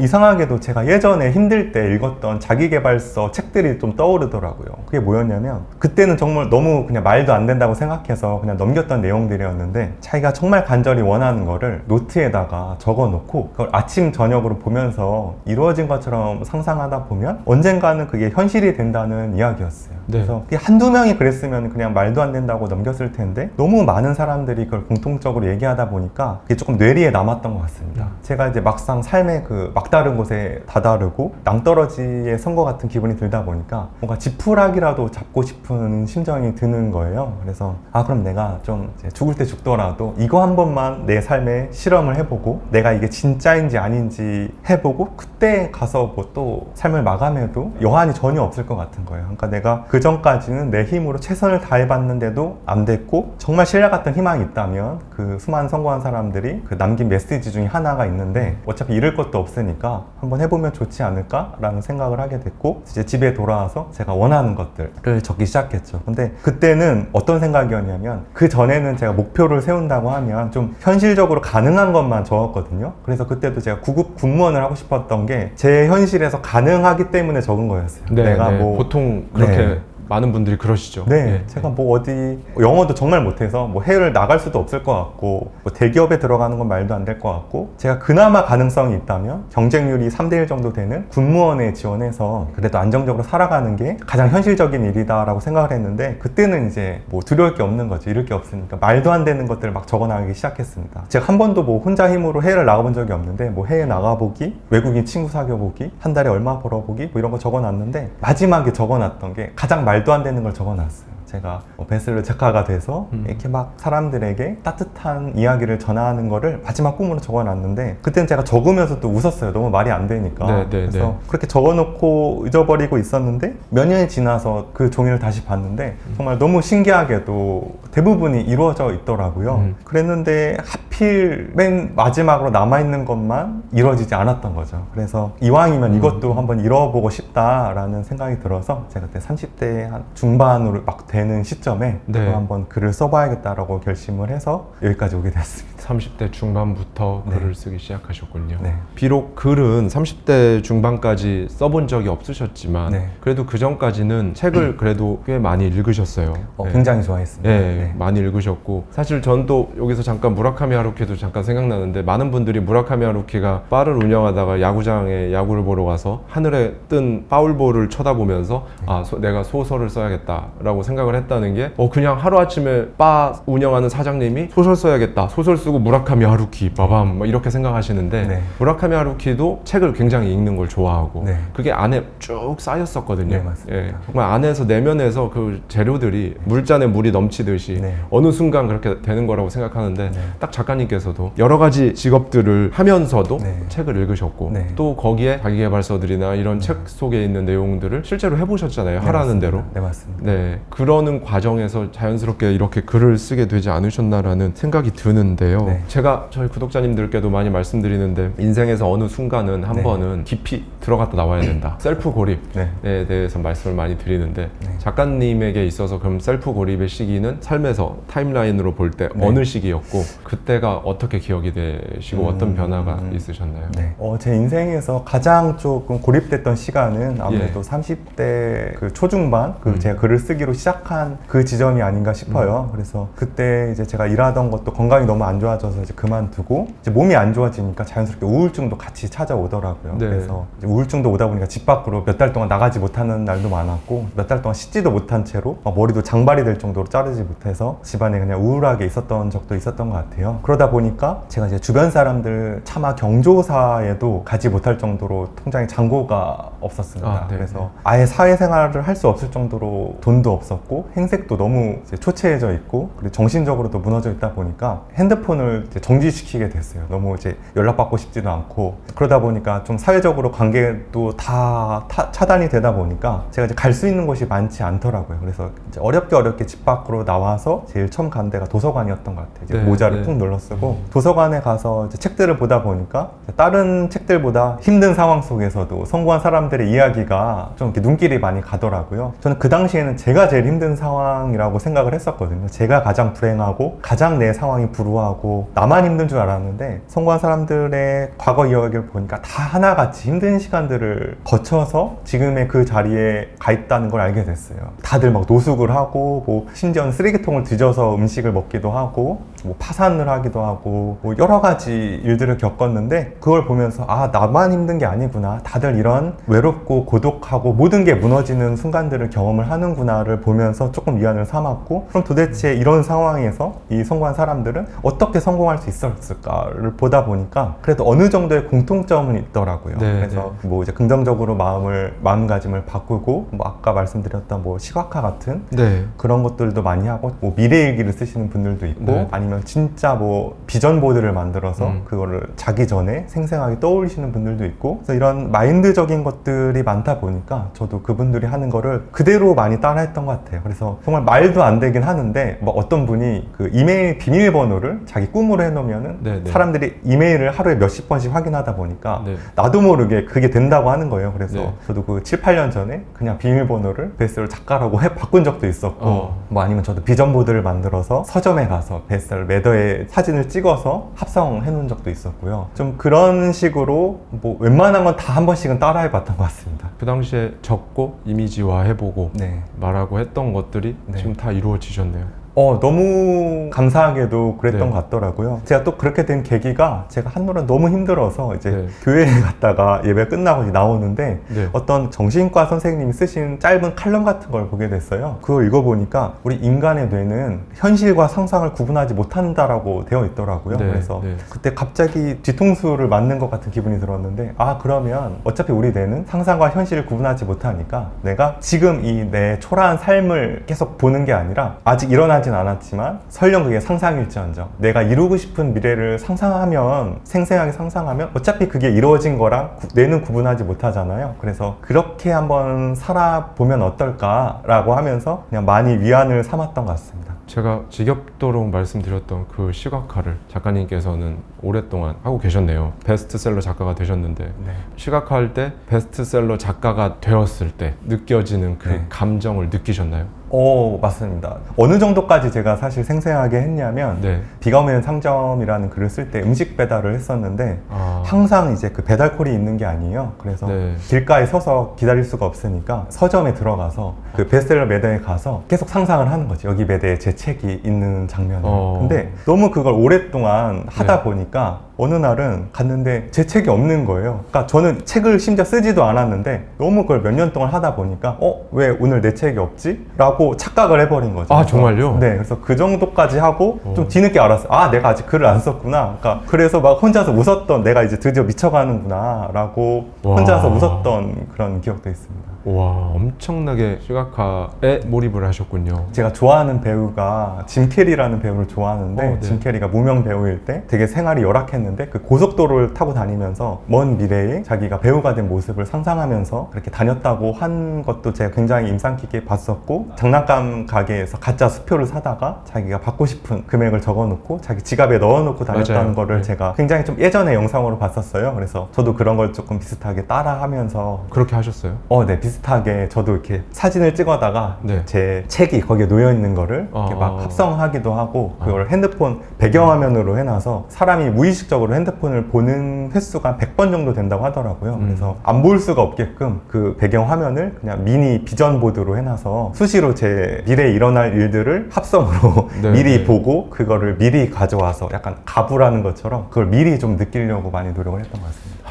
사실 이렇게 해본 케이스를 직접 이렇게 듣게 되면 그 다가오는 울림의 크기는 좀 남다른 것 같아요. 단순히 이론적으로 뭐 과학적으로 논문으로 증명이 됐다 이런 것보다 첫 작품이 비가 오면 열리는 상점, 신간으로 나올 소원을 이루어주는 섬 네. 이렇게 2권의 책을 내셨어요. 네. 그런데 출판사들로부터 정말 여러 차례 출간 거절을 당하셨다고요. 네. 결국 책까지 내고 20몇 개국에 번역이 되고 어떻게 이 과정을 거쳐서 지금 2번째 책까지 네. 이렇게 나올 수 있었나요? 저도 이게 될까라는 생각은 되게 많이 했습니다. 그래서 네. 저도 의심이 전혀 안 들었던 건 아니었고요. 제가 사실은 솔직히 말씀드리면 30살에 모든 희망을 잃고 제가 그래도 이루고 싶은 거를 종이에 적어봤다고 말씀드렸는데요. 사실 마지막에 이룰 수 있을까? 왜냐면 너무 말도 안 되는 꿈이다 보니까. 베스트셀러 작가가 된다? 네, 맞습니다. 예. 제가 무슨 다른 작가님들처럼 뭐 어릴 때부터 100일장을 휩쓸거나 문창과를 나온 것도 아니고 제가 뭐 문학상을 받은 것도 아니고 일기도 저는 그냥 숙제니까 방학 끝나기 뭐 하루나 이틀 전에 막 몰아서 썼던 기억밖에 없는데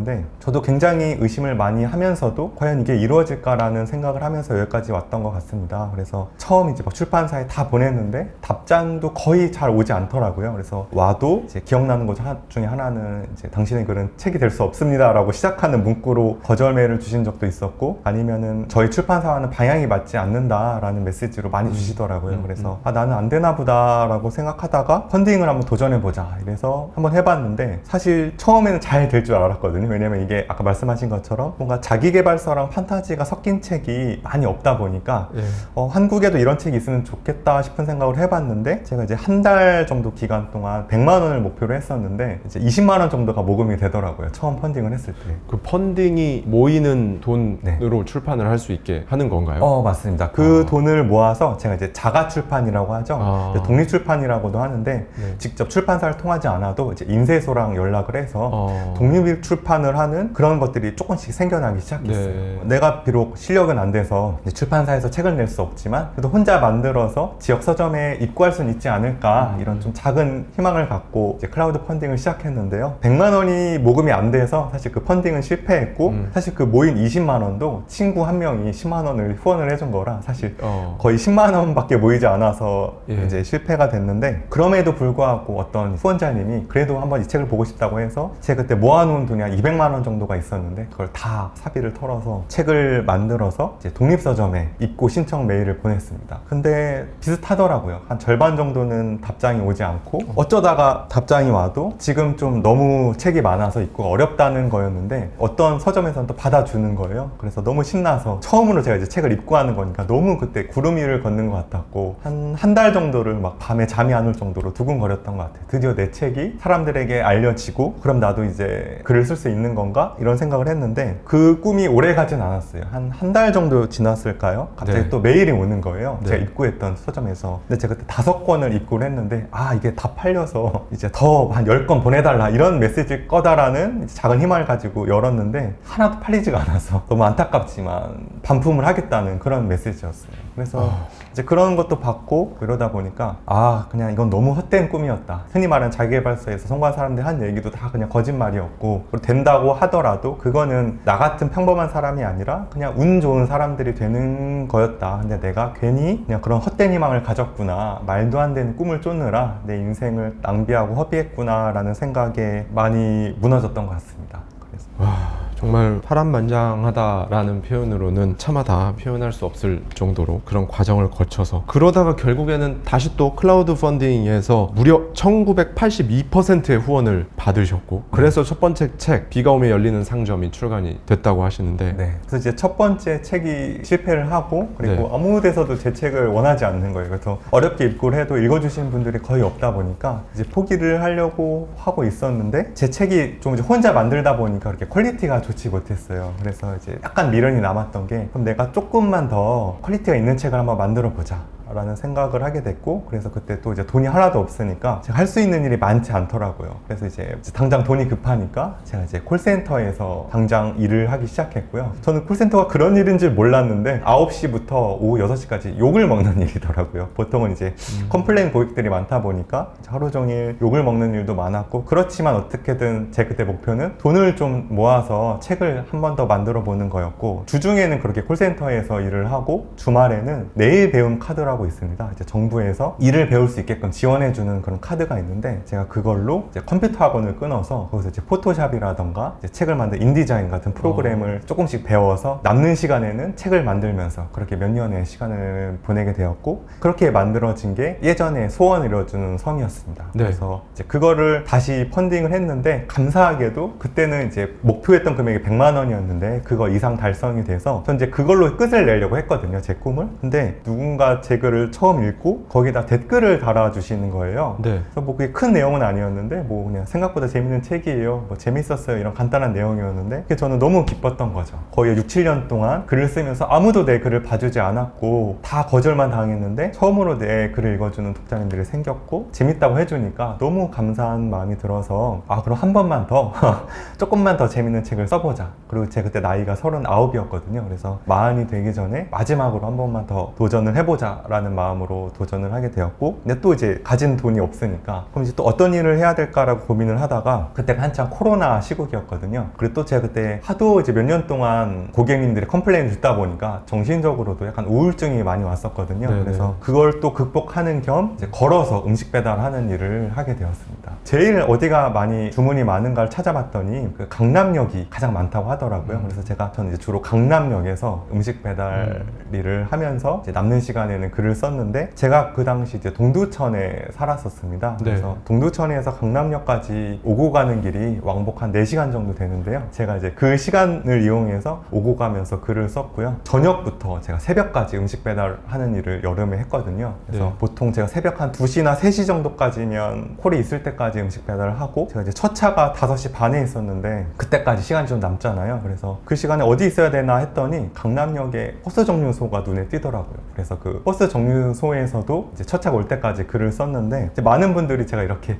음식 배달하면서 버스 정류소에서 글을 썼다고 하면 되게 안타까운 시선으로 바라보세요. 아, 굉장히 고생을 많이 했다. 근데 저는 사실 굉장히 그때 좋았거든요. 왜냐면 저는 사실 그때까지만 해도 한 번도 에어컨이 있는 집에서 살아본 적이 없어요. 근데 강남역은 버스 정류장인데도 에어컨이 나오는 거예요. 그리고 나름 시티뷰라서 이렇게 앞으로 도시의 전경도 보이고, 네. 뒤에 바로 뒤에 또 편의점이 있었어요. 그래서 배고프거나 목마르면 언제든지 배도 채울 수 있고, 또 이제 핸드폰 충전하는 데도 있어서 이제 핸드폰도 충전하면서 글도 쓰고, 이제 또 운치가 있더라고요. 그래서 제가 농담 삼아서 제 글이 잘 된 게 제가 대한민국에서 제일 비싼 집필실에서 글을 써서라고 이렇게 농담 삼아 말하기도 하는데, 또 전혀 틀린 말은 아닌 것 같아요. 왜냐면 강남역이라고 하면 우리나라에서 땅값이 가장 비싼 곳이잖아요. 그래서 제가 물론 누구도 허락해 주진 않았지만 그 시간 동안 저만의 집필실로 이용해서 거기서 글을 쓰고, 그걸로 이제 펀딩을 한 게 비가 오면 열리는 상점이었습니다. 소원을 이루어주는 섬을 보면요, 인상 깊은 구절이나 부분들이 굉장히 많습니다. 4명의 등장인물들이 나오거든요. 네. 소원을 이루어주는 섬을 향해서 가는 그 과정이 나오는데, 마치 이 삶을 살아가는 그 과정을 보여주는 것 같아서 공감도 많이 되고 네. 울림도 있었어요. 이 책의 작가님으로서 이 책을 읽으시는 독자님들께서 네. 이것만큼은 꼭 느껴보셨으면 좋겠다라는 부분이 있을까요? 혼자서 글을 써야 되다 보니까 어떻게 써야 될지를 전혀 모르겠는 거예요. 네. 감도 전혀 잡히지 않고. 네. 그래서 이제 도서관에 가서 좀 작법서라던가 이런 걸 많이 찾아봤는데요. 글을 재밌게 쓰는 법이 나와 있더라고요. 이제 2가지 조건이었는데, 첫 번째는 주인공이 좀 어려운 환경에 처해 있어야 하더라고요. 2번째 조건은 그 주인공에게 모질고 견디기 힘든 시련들이 계속해서 주어지고, 가까스로 그 시련들을 주인공이 극복해내야 돼야지만 좋은 이야기가 완성되고 재미있는 이야기가 완성된다는 거였어요. 저도 이제 예전에는 너무 저한테 힘든 일이 많고 제 상황이 너무 힘들다 보니까 왜 나한테만 이런 일들이 일어나나, 왜 내 주변 사람들은 좋은 환경에 태어나서 아무 어떤 풍파도 없이 잘 인생을 살아가는데 있는데 왜 나는 이렇게 힘든 일들이 많은지 사실 불평불만하고 원망할 때가 굉장히 많았거든요. 그런데 그 작법서를 공부하면서 나한테 일어나는 그런 어려운 일들이 어떻게 보면 내 인생을 끝장내려고 하는 게 아니라 내 인생을 더 재미있게 혹은 더 풍부하게 풍요롭게 만들고 있는 중이 아닐까? 그런 생각을 하게 됐던 것 같습니다. 그래서 왜 영화를 보더라도 주인공도 굉장히 어려운 상황에서 시작을 하고 또 굉장히 모진 시련들을 겪어 나가면서 뭐 꿈을 이뤄가고 목표에 다다르잖아요. 그래서 우리에게 좀 어려움이 찾아왔을 때 그것이 우리를 끝장내려고 하는 게 아니라 우리를 더 발전시키고 있다는 쪽으로 생각하면 너무 좋지 않을까 이렇게 한번 생각해 봤습니다. 네, 어떤 일이 일어나는 건 나에게 반드시 꼭 필요하기 때문에 맞습니다. 일어났다 네. 라고 네. 생각을 하면 그 과정을 통과해내는데 엄청나게 큰 힘이 되거든요. 맞습니다. 작가님도 그런 부분을 정확히 공감하시는 거네요. 네. 맞습니다. 사실 제가 예전에는 예. 어떻게 해야 나한테 좀 좋은 일들이 많이 일어날까 네. 라는데 조금 포커스가 집중되어 있었는데 요즘 들어 하는 생각은 어쩌면 나에게 일어나는 모든 일들이 나에게 좋은 일들이 아닐까라는 생각을 많이 하고요. 설령 내가 그거를 나쁜 일처럼 보이지만 나중에 또 시간이 지나서 보면 좋은 일인 경우가 굉장히 많더라고요. 그래서 요즘 들어 하는 생각은 나에게 일어나는 모든 일이 어쩌면 좋은 일이 아닐까라는 생각을 하고 맛있는 요리를 만들기 위해서는 반드시 파라던가 마늘이라던가 이렇게 그냥 먹었을 땐 너무 쓰지만 그게 고기에 들어갔을 때는 굉장히 풍부한 맛을 내는 것처럼 우리 인생에도 뭐 좋은 일만 있으면 좋겠지만 꼭 그런 것보다도 안 좋은 일들이나 힘든 일들이 이렇게 어우러지고 버무려졌을 때 뭔가 더 인생이 풍요로워진다고 요즘 들어 많이 느끼고 있습니다. 작가님이 그 전에 하셨던 PC방 아르바이트, 네. 보험회사, 콜센터 계약직 상담사, 네. 에어컨 설치기사, 호텔에서 세탁물 수거했던 일 다 작가님에게 필요했던 네. 일이었다. 네. 네, 실제로요. 예. 저도 이제 막상 그 일을 할 때는 내 꿈은 글을 쓰는 거고 작가가 되는 건데 왜 이렇게 나는 꿈에 다다르지 못하고 이런 일을 하고 있어야 될까라고 생각을 하기도 했었는데요. 지금 돌이켜보면 말씀해 주신 것처럼 그 일들이 저에게 필요했었고 실제로도 비가 열리는 상점에서 그 주인공인 세린이 구슬 속 세계를 들여다보는 장면들이 많이 나오는데요. 그 장면들이 다 제가 했던 일들을 토대로 쓰여졌다 보니까 어찌 보면 제가 그런 일들을 겪지 않았으면 제가 이 책을 쓸 수 없었을 것 같고 또 실제로 이 책 속에서 주인공이 거대 도깨비들이 있는 레스토랑에서 푸드파이트를 하는 장면이 나오는데요. 그 장면 같은 경우는 제가 이제 음식 배달을 하느라고 이제 레스토랑 앞에 서 있는데 이제 광고판에서 배우들이 맛있게 고기를 뜯어먹는 장면이 나오는 거예요. 그걸 보고서 제가 이제 영감을 받아서 책 속에 한 장면으로 이렇게 녹여내게 되었습니다. 각기 다른 핸디캡을 가진 인물들이 나옵니다. 네. 예, 앞을 볼 수 없는 사람, 팔 한쪽이 없는 사람, 네. 다리가 없는 사람 네. 이렇게 쭉 나오는데 이런 네. 인물들을 설정할 때 네. 작가님 개인적으로도 아팠던 시기라든지 어디 몸이 불편했던 시기라든지 이런 것들에서 비롯된 캐릭터나 네. 설정이 있었던 거죠? 네, 맞습니다. 그리고 사실 제가 너무 좀 부족한 점이 많다 보니까 캐릭터 주인공들도 좀 부족한 인물들로 만들고 싶었어요. 최대한 좀 부족함이 좀 뚜렷이 보이는 인물들로 설정을 하고 싶었고 그리고 제가 조금 한동안 눈이 너무 아파서 빛을 보지 못해서 한 1, 2년 정도 집 밖으로 나가지 못하고 방 안에만 불 꺼놓고 있던 시절이 있었는데요. 우연히도 좀 소원을 이뤄준 섬이 거의 완성할 때쯤 그런 일을 겪게 됐어요. 그래서 뭐 의도했던 건 아니었는데 결과적으로는 마치 제가 그 주인공처럼 네. 그걸 의도해서 쓴 것처럼 비춰지긴 했지만 뭐 의도하진 않았지만 결과적으로 놓고 보면 저를 조금 투영해서 쓴 게 된 것 같습니다. 네. 책 속에 너무 좋은 구절들이 있어서 제가 그 부분에 대해서 직접 작가님 앞에서 말씀드려보고 얘기를 간략하게 듣는 시간이 있으면 너무나 영광일 것 같아요. 예. 네가 무엇으로 다른 사람을 행복하게 하고 싶은지 나는 지금 묻고 있는 거야. 꿈의 요정 비올라가 주인공 폴에게 계속 묻습니다. 네. 네가 누군지 도대체. 그리고 이렇게 말을 하죠. 네가 좋아하는 일을 하지 않으면 넌 결코 행복해질 수 없고 네가 행복하지 않으면 넌 다른 사람을 행복하게 만들 수가 없어. 네. 라는 얘기가 있는데요. 이 부분들이 너무 인상 깊었습니다. 평소 저희 채널에서 전하는 메시지와도 맞는 부분인데 이 부분에 대한 작가님의 생각을 듣고 싶습니다. 이 글을 쓸 때 한창 나는 이제 앞으로 어떻게 살아야 되나 어떻게 살아야 좀 행복한 삶, 후회하지 않는 삶을 살 수 있을까를 고민하면서 이제 도서관에서 많은 책을 보기도 했는데요. 그때 우연치 않게 접하게 된 내용이 쾌락 적응이라는 부분이었어요.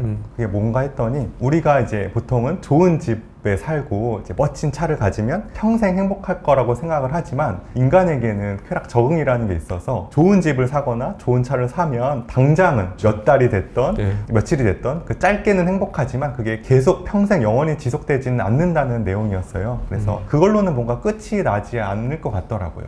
그러면서 그 쾌락 적응을 소개해 주신 분이 하나 더 메시지를 남겨주셨는데 유일하게 그 쾌락 적응이 해당하지 않는 부분이 우리가 남을 도울 때 거기서 오는 행복감은 쾌락 적응이 유일하게 없다는 거였어요. 그래서 다른 모든 거에는 다 쾌락 적응이 있어서 뭐 우리가 껌을 사서 씹으면 당장에는 단물이 나오지만 씹다 보면 그 단물이 빠지는 것처럼 모든 쾌락에는 끝이 있고 그걸 우리가 인간이 적응해버리면 더 이상 기쁨을 느끼지 못하는데 남을 돕는 거는 계속 새롭다는 거지. 계속 같은 양의 행복감이 나온다는 걸 알고 나서 아 그러면 나는 내가 좋아하는 일로 다른 사람을 기쁘게 만들고 행복하게 만들 수 있으면 이거야말로 조금 행복한 삶이 아닐까? 라는 생각을 하게 돼서 그럼 나는 내 인생을 물론 많이 갖고 뭐 좋은 데 사는 것도 좋지만 일단은 먼저 내가 뭘 좋아하는지를 알아내고 그 다음에 그걸로 다른 사람을 행복하게 하다 보면 나도 덩달아서 행복하게 살 수 있지 않을까? 라는 좀 나름대로의 결론을 얻어서 네, 그런 메시지를 얻게 되었습니다. 이런 부분도 있어요. 내가 누구인지 스스로 정하지 않으면 다른 사람이 널 정해주는 대로 살아가게 될 거야. 그러니까 네가 누구인지 늘 기억해야만 해 라는 부분도 있어요. 네. 이 부분에 대한 작가님의 의도는 무엇이었을까요? 의도는 사실 저한테 들려주고 싶었던 메시지를 많이 담았고요. 왜냐면 저는 성인이 되고 나서부터 좀 많은 이름으로 불렸던 것 같습니다. 네. 제가 이제 호텔에서 청소 일을 할 때는 청소부라는 이름으로 불렸고 또 이제 콜센터에서 전화 받을 때는 상담사라는 직책으로 불리기도 하고 네. 또 제가 음식 배달을 할 때는 또 라이더라고 불러주시더라고요. 네, 네. 그런 것들로 저를 정의하기에는 저는 너무 제 꿈이 있고 제가 하고 싶은 게 있다 보니까 그 전화 상담을 하면서 이제 상담사님 하고 하다 보면 저도 모르게 계속 내 정체성이 그런 일을 그냥 하는 사람으로 굳어질 것 같아서 비록 제가 하는 일은 청소였고 전화 받는 일이었고 이제 음식 배달이었지만 다른 사람들은 저를 그렇게 부르지만 저만큼은 저에게 계속 그래도 너는 작가야, 너는 글을 쓰고 있어 라고 끊임없이 되뇌었던 것 같아요. 그래서 잊지 않고 싶어서 그런 메시지를 적었습니다. 예, 너무 좋은 말씀 해주셨는데요. 책에도 이런 부분이 나옵니다. 이 세상에 위대한 사람 같은 건 없네. 오직 위대한 꿈을 가진 사람만 있을 뿐이지. 라는 부분이 있는데 저도 항상 이렇게 말씀드렸거든요. 지금 현재 값이 어찌됐건 그 상황에 파묻히지 말고 생각만큼은 왕처럼 생각해라 라고 항상 저는 하거든요. 네. 작가님도 상담사, 라이더 지금 현재 상태값은 그럴지라도 내 생각만큼은 베스트셀러 작가다 네, 맞습니다. 라고 그렇게 계속 생각을 하셨다는 부분이 네, 너무 인상 깊었고 말도 안 되는 꿈을 가져야 하거든요. 맞습니다. 특히나 처음에 그 꿈을 쓰거나 말하거나 내가 입 밖으로 얘기했을 때 스스로도 에이 약간 이런 반응이 나와야 제대로 된 꿈이다. 네. 소설 속에서 말하는 위대한 꿈이다 네. 라고 생각을 하는데 작가님도 공감하시나요? 근데 저도 약간 비슷했던 게 예. 저도 한번 생각을 해봤는데 진정한 큰 꿈의 기준이 네. 저도 남들이 들었을 때 비웃어야 네, 그게 약간 네, 진정한 네. 꿈이다라고까지 생각을 하거든요. 그래서 저도 남들이 들었을 때는 당연히 비웃었고 저조차도 이게 된다고? 이게 가능하다고라고 의심이 많이 들 정도로 그런 큰 꿈들을 많이 품어왔고요. 그리고 보통은 우리가 그런 꿈을 품었을 때 아예 내가 되겠어? 이런 상황에 내까짓 게 뭐라고 이런 꿈을 내가 이룰 수 있겠어? 라는 의심이 드는 게 사실 우리가 위대한 사람만 그런 위대한 꿈을 꿔야 된다고 생각하기 쉽잖아요. 나는 현실에서 별 볼 일 없는 사람인데 내가 어떻게 그런 꿈을 감당이 가능하겠어? 혹은 내가 어떻게 그런 게 되겠어? 그런 거는 대단한 사람들이나 하는 걸 거야 라고 저도 그렇게 수없이 많이 생각했고 그런 의심이 들 때가 많은데 제가 그 문장을 써 놓았던 건 비록 내가 지금 현실에서 아무리 별 볼 일 없고 그걸 할 수 있는 가능성조차 보이지 않다고 하더라도 그 꿈이 나에게 찾아온 데에는 반드시 이유가 있다고 생각을 하거든요. 그래서 그 꿈의 크기가 어떠하든지 정말 내 가슴을 뜨겁게 울리고 내 가슴을 움직이게 하는 꿈이라면 그거는 크기에 상관없이 위대한 꿈이고 제가 좀 좋아하는 문장 중에 하나가 신이 우리에게 꿈을 주는 이유는 그게 가능하기 때문이다 라는 말을 굉장히 좋아하거든요. 그래서 혹시라도 내 지금 상황이나 여건 때문에 정말 내가 이걸 하고 싶긴 하지만 내가 할 수 있을까라고 의심하시는 분들은 할 수 있다고 한 번쯤은 믿어보셨으면 좋겠고 분명히 저는 인간 안에는 우리가 미처 알지 못하는 무한한 잠재력이 있다고 믿어요. 그래서 비록 나에게 그런 능력이 없을 것 같아도 내가 그게 가능하다고 믿고 한 발짝 한 발짝 나아가다 보면 나도 모르는 그런 잠재력이 생겨서 그 꿈을 향해 가는 데 있어서 그 도와준다고 저는 그렇게 믿고 있거든요. 저는 비록 위대한 사람은 없지만 그런 위대한 꿈을 가진 사람들이 네, 반드시 있다고 그렇게 생각합니다. 너무 좋은 말씀을 해주셨어요.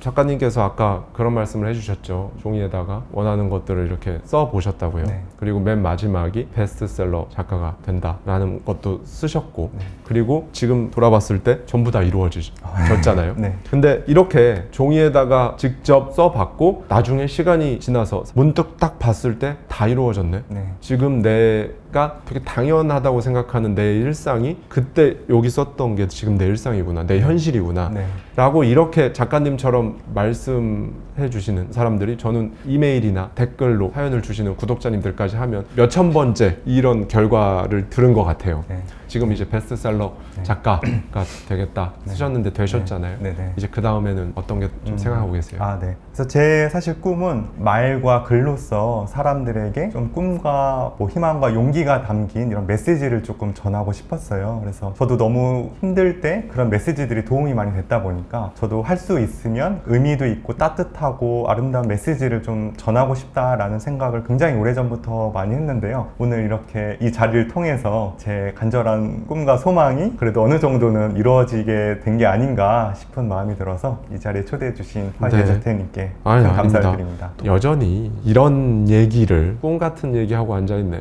이렇게 그냥 생각해 버리시는 분들이 훨씬 압도적으로 많으시거든요. 네, 네.